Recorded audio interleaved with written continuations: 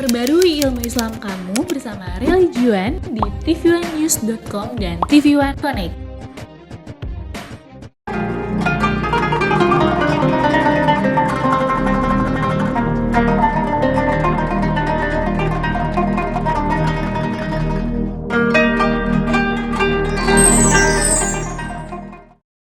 Assalamualaikum warahmatullahi wabarakatuh.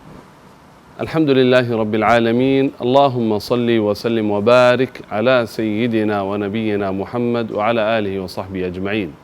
Pemirsa TV1 yang dimuliakan Allah Subhanahu wa taala, alhamdulillah masih kita diberikan umur, sehat wal afiat sampai kita berjumpa lagi dalam kajian sahur ini mengenai Syekh Ali Jabir rahimahullah. Dengan tema hari ini, sabar dalam salat. Bagaimana kita sabar dalam menunaikan salat, perintah Allah yang paling utama, dan juga istiqamah dalam salat kepada Allah Subhanahu wa taala dalam menunaikan perintah Allah ini, salat. Mari kita simak lebih jelas, lebih luas dari almarhum Syekh Ali Jabir, semoga bermanfaat bagi kita. Bismillah. A'udzu billahi minasy syaithanir rajim. يا أيها الذين آمنوا اصبروا وصابروا ورابطوا واتقوا الله لعلكم تفلحون. صدق الله العظيم. اصبروا وصابروا. Allah memerintahkan, hai orang beriman, bersabarlah. Wasabiru, kalau dalam bahasa Arab, berlebihan bersabarlah. Kalau kita bilang bersabar, terus kalau mau berlebihan sabar gimana bahasanya? Tidak ada kan? Bersabar. Gimana? Bersabarlah. Bersabarlah, lah. Kalau bahasa Arabnya ada isbir, sabir, bahkan ada lagi lebih tinggi, tasabbar. Wa'mur ahlaka bis salati wastabir 'alaiha. Perintahlah keluargamu untuk melaksanakan salat. Dan wasbir, wastabir di dalam Al-Quran, bukan wasbir lagi. Wastabir, karena menghadapi keistiqomahan dalam taat itu pahitnya luar biasa. Tantangannya luar biasa. Tergoda dengan kesibukan luar biasa. Makanya Allah bagi bahasa wastabir 'alaiha. Bersabarlah. Tapi kalau diartikan dalam bahasa Indonesia, tidak ada selain bersabarlah. Bersabarlah. Makanya jamaah sekalian, semakin tinggi ibadah kita, itu terlihat dari kekuatan sabar. Saya kasih hal sederhana sekali. Rasulullah sallallahu alaihi wasallam bersabda, ini bisa mendapatkan jaminan bebas dari neraka jahanam dan bebas dari kemunafikan. Apa amalannya? Menjaga takbiratul ihram sama imam 40 hari. Bukan 40 salat. Barang siapa yang menjaga 40 hari takbiratul ihram bersama imam. Artinya apa? Kalau imam Allahu Akbar, kita sudah standby Allahu Akbar. Berapa lama? 40 hari. Berarti 200 kali salat. Yang kita dapat apa? Kebebasan dari siksa neraka jahanam dan kebebasan dari kemunafikan. Berarti bukan orang munafik orang itu. Saya minta Bapak Ibu, selain Ibu menghadapi halangan saat tidak salat, berarti begitu sudah kembali bisa salat, lanjut lagi keistiqomahan untuk menjaga salat dan takbiratul ihram. Kalau bagi ibu-ibu barangkali tidak ikut di masjid, tapi bisa menjaga salat tepat waktu. Begitu terdengar azan, tinggalkan segala urusan. Hanya yang dilaksanakan terutama adalah salat. Kalau bagi bapak-bapak, tolong dijaga selama 40 hari. Coba sejauh mana kita mampu menahan diri, menjaga diri, tidak ada celah selama 40 hari meninggalkan atau menjaga takbiratul ihram. Bukan lagi level menjaga salat berjamaah, ada yang lebih tinggi, menjaga takbiratul ihram bersama imam. Bahkan disebut ada seorang ulama 40 tahun tidak pernah mendengar azan di luar masjid. Artinya apa? Selama 40 tahun sebelum azan dia sudah di masjid. Ini hal yang luar biasa. Tidak akan gampang-gampang saja kita dapat. Tidak akan seenak-enak kita bisa berlangkah-langkah ke masjid. Ada banyak tantangan, ada banyak alasan, ada banyak uzur. Sakit, ada tantangan macet, ada yang mengajak kita janji sana sini. Kadang-kadang kita lagi makan sudah mendengar azan, tapi demi basa-basi sama teman, dah enak. Kalau saya bilang mau segera tinggali kejar salat. Karena saya ingin sebelum imam Allahu Akbar, saya sudah bisa mengikuti Allahu Akbar bersama imam. Ini hal luar biasa, memang butuh kekuatan sabar. Kalau bukan kekuatan sabar, gagal kita, kalah kita. Di antaranya hari-hari yang mulia ini, sambil muncul berbeza pendapat antara ulama, mana yang termulia di sisi Allah. Apakah hari-hari 10 termasuk hari Arafah dan hari Idul Adha, 10 hari ini termasuk hari yang lebih baik di sisi Allah, atau malam-malam bulan suci Ramadan? Di malam suci Ramadan kan ada Lailatul Qadar. Di malam suci Ramadan kan ada i'tikaf, ada tahajud dan lain sebagainya. Tapi juga subhanallah jamaah sekalian, saking berbeza pendapat antara ulama, tidak bisa memastikan mana yang terbaik. Walaupun sebagian besar memilih 10 hari pertama. 10 hari pertama bulan Dzulhijjah lebih baik daripada segala hari yang ada di bulan-bulan lainnya. Mengapa? Karena di dalam 10 hari pertama Dzulhijjah terkumpul banyak ibadah-ibadah yang tidak bisa terkumpul di hari-hari lainnya. Contoh, ada enggak haji pas Ramadan? Ada enggak sembelihan pas Ramadan? Ada enggak wukuf Arafah pas Ramadan? Itulah menyebabkan hari-hari 10 Dzulhijjah termasuk Arafah, termasuk Idul Adha lebih baik daripada malam-malamnya. Tapi kesimpulan, saya melihat kesimpulan jalan keluar di antara perbedaan pendapat antara ulama, mana yang terbaik? Kesimpulannya begini, kalau kita bahas hari-harinya, yang termulia hari-hari Dzulhijjah. Kalau kita bahas malamnya, adalah malam-malam bulan Ramadan. Bismillahirrahmanirrahim. Alhamdulillahi Rabbil Alamin. حمدا كثيرا طيبا مباركا فيه مباركا عليه كما يحب ربنا ويرضى. لا إله إلا الله وحده لا شريك له له الملك وله الحمد وهو على كل شيء قدير. اللهم إنا نسألك من خير ما سألك منه عبدك ونبيك محمد صلى الله عليه وسلم, ونعوذ بك من شر ما استعاذك منه عبدك ونبيك محمد صلى الله عليه وسلم.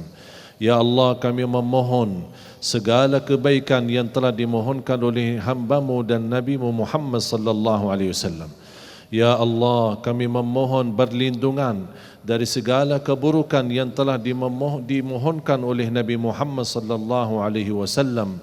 Ya Allah, hab lana Rabbana hab lana min azwajina wa dhurriyyatina qurrata a'yun waj'alna lil muttaqina imama. Ya Allah, bagi jamaah kami, keluarga kami dan bangsa Indonesia yang sudah jamaah yang sudah berangkat haji ke tanah suci, jadikan ya Allah haji mereka haji yang mabrur dan ampuni segala dosa mereka. Kembalikan mereka ke tanah air dalam keadaan sihat wal afiat dan terampuni segala dosanya birahmatika ya arhamar rahimin. اغفر للمسلمين والمسلمات والمؤمنين والمؤمنات الأحياء منهم والأموات. ربنا آتنا في الدنيا حسنة وفي الآخرة حسنة وقنا عذاب النار. وصلى الله على سيدنا ونبينا محمد وعلى آله وصحبه وبارك وسلم والحمد لله رب العالمين. سبحانك اللهم وبحمدك أشهد أن لا إله إلا أنت أستغفرك وأتوب إليك. Wassalamualaikum warahmatullahi wabarakatuh.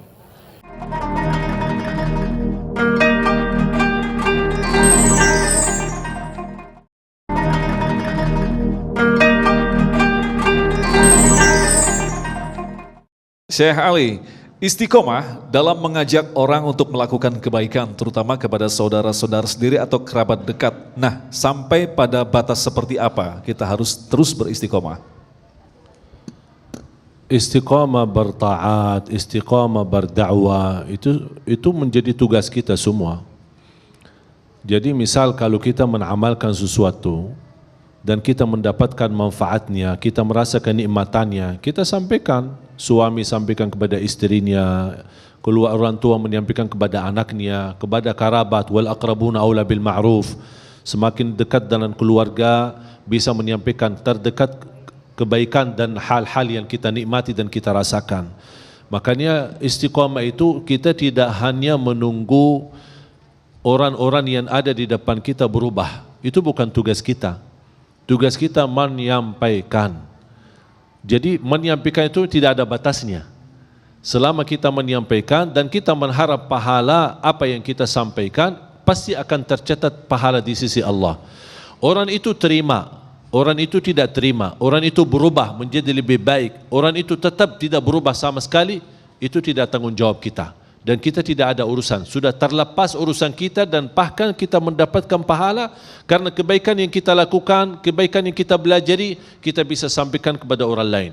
Kalau ada orang berkata, baru belajar satu hadis sudah langsung jadi rasa dirinya guru, merasa dirinya ustaz. Udah enggak usah, cuekin aja. Cuekin aja. Wa idza khatabahumul jahiluna qalu, ya, setiap orang berbicara hal-hal yang tidak enak di hati, langsung jawab assalamualaikum. Bicara lagi, assalamualaikum. Udah selesai. Berat sekali. Kok aneh? Assalamualaikum. Apapun panjang bicara, langsung tutupi assalamualaikum. Supaya apa? Bukan dia diam, supaya kita menahan diri dari emosi dan hal-hal yang tidak baik. Allah tidak bosan menerima taubat dan mengampuni dosa selama kita tidak bosan bertaubat dan memohon ampun. Itulah singkatnya. Baik, terima kasih. Syekh Ali, ini menarik sekali. Manusia yang memiliki sifat naik turun dalam beriman, lantas bagaimanakah kita mampu beristiqomah seperti yang Syekh Ali paparkan tadi? Manusia memiliki iman itu naik turun, artinya istiqomah dalam bentuk seperti apa? Ya memang naik turun. Kalau kita di Indonesia semua serba naik, ya, kecuali iman tidak pernah naik-naik. Ya memang sifat itu biasa kalau kita sebagai manusia. Sebentar naik iman kita, sebentar turun. Ini sudah dialami oleh para sahabat, bukan kita aja. Sahabat sendiri pernah menadu kepada Rasulullah SAW, ya Rasulullah, kunna najlisu ma'aka ka'anna raral jannata ra'yal ain. Saking nikmat berduduk bersamamu sampai kita bisa nampak melihat surga, melihat kemuliaan, melihat kebahagiaan yang begitu luar biasa. Tapi mohon maaf, fa idza raja'na ila buyutina wa 'afasna al-ahla wal aulad nasina katsira. Kalau kami kembali ke rumah dan bertemu dengan istri, gauli istri, bertemu dengan anak-anak, main-main sama anak, kami lupa apa yang telah kami dapatkan darimu ya Rasulullah. Ini gimana? Jangan-jangan ini hal menjadi kemunafikan. Istilahnya di depan Rasul luar biasa, di belakang Rasul malah beda-beda. Mereka takut ini menjadi sebagian dari sifat kemunafikan.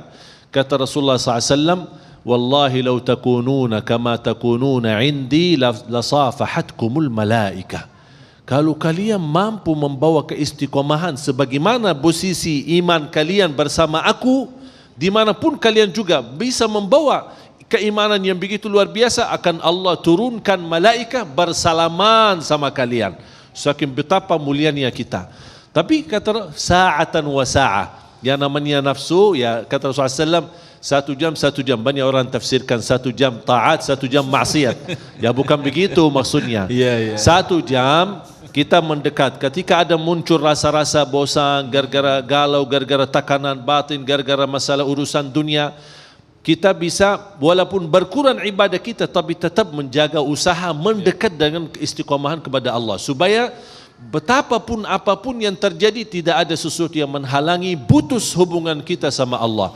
Asal selalu kita menjaga hubungan kita sama Allah. Semakin dekat, ada hambatan tidak apa-apa, tapi masih ada upaya untuk mendekat sama Allah Subhanahu wa taala. Artinya bisa ditegaskan itu adalah sifatnya sangat manusiawi, tidak dalam arti kita tidak pernah melakukan kesalahan dalam istiqomah. Seperti itu ya saya ya. Beda sama malaikat. Malaikat sejak diciptakan ada di antara malaikat. Sejak diciptakan dia dalam ruku', kondisi ruku'. Ada di antara malaikat sujud.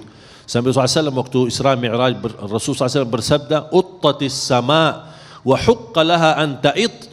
Laisa biha mawdi'u qadamin illa wa malakun raki'un wa malakun sajidun wa malakun musabbih. Rasulullah SAW bersabda, langit ini hampir mau jatuh saking banyak malaikat. Tidak ada seekor ukurnya dari sejengkal kaki, sebesar kaki, langkah kaki di mana posisi Rasul injak langitnya, pasti ada di situ malaikat yang lagi ruku', ada malaikat yang lagi sujud, ada yang malaikat lagi tasbih. Begitu luar biasa jumlah malaikat yang begitu banyak, dan mereka tidak lelah untuk beribadah dan bertaat. Beda sama sifat manusia. Ada taat, ada lemah, ada kesalahan. Tapi di situ ketika kita lemah, selalu berlindung kepada Allah supaya kelemahan kita tidak menjauh dan tidak menjerumuskan dalam dosa dan maksiat.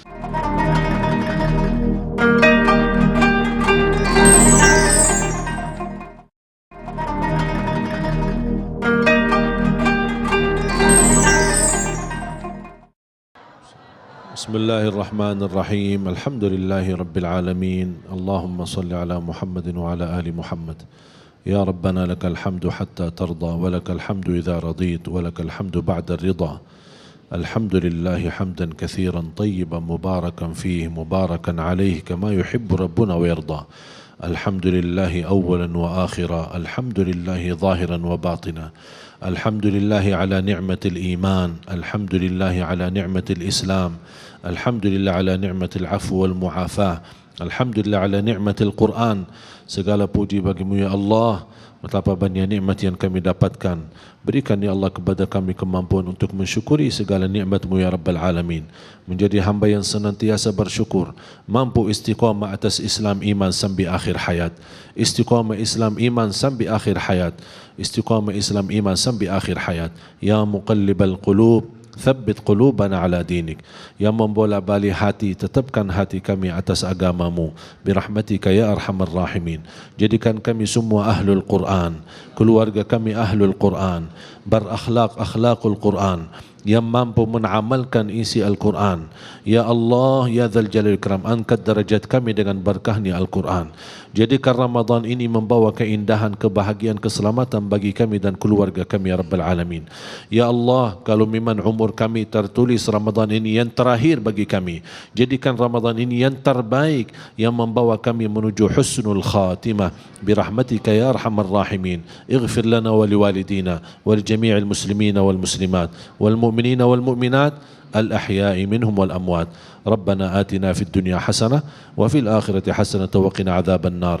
وصلى الله وسلم وبارك على سيدنا ونبينا محمد وعلى آله وصحبه وبارك وسلم والحمد لله رب العالمين. Begitulah saudara yang dimuliakan Allah Subhanahu wa taala, bagaimana kita terus menjaga salat. Walaupun kita masih di antara kita yang berdosa, bersalah, jangan sampai tinggalkan salat. Karena salat, antara salat ke salat itu Allah mengampuni dosa kita. Antara salat misal zuhur, asar, apa yang kita lakukan diampuni oleh Allah Subhanahu wa taala. Walaupun masih berdosa, jangan bosan, salat lagi, taubat lagi, istighfar lagi, kembali kepada Allah Subhanahu wa taala. Besok balik lagi dosa, taubat lagi, jangan bosan. Jangan bosan, terus salat, terus beristighfar, karena salat itu menjaga hubungan kita sama Allah Subhanahu wa taala.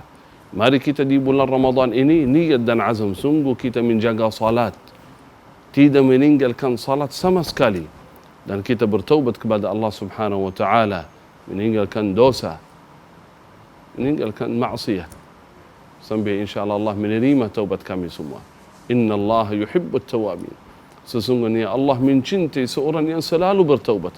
Walaupun salah lagi, taubat lagi, salah lagi, taubat lagi, dosa lagi, taubat lagi. Allah mencintai seorang yang selalu bertaubat. Allahumma ja'alna minat tawabin. Mari kita tutup sahur ini, kajian ini dengan doa. Semoga Allah menerima taubat kami semua. Semoga kita menjadi at-taibin, at-tawwabin yang selalu bertaubat kepada Allah Subhanahu wa taala. Alhamdulillahi rabbil alamin. Allahumma salli wa sallim wa barik ala sayyidina Muhammad wa ala alihi wa sahbihi ajma'in. Allahumma ighfir lana wa tub alayna innaka antat tawwabur rahim. اللهم اغفر لنا وتب علينا إنك أنت التواب الرحيم اللهم اغفر لنا وتب علينا إنك أنت التواب الرحيم اللهم صل وسلم وبارك على سيدنا ونبينا محمد وعلى آله وصحبه أجمعين الحمد لله.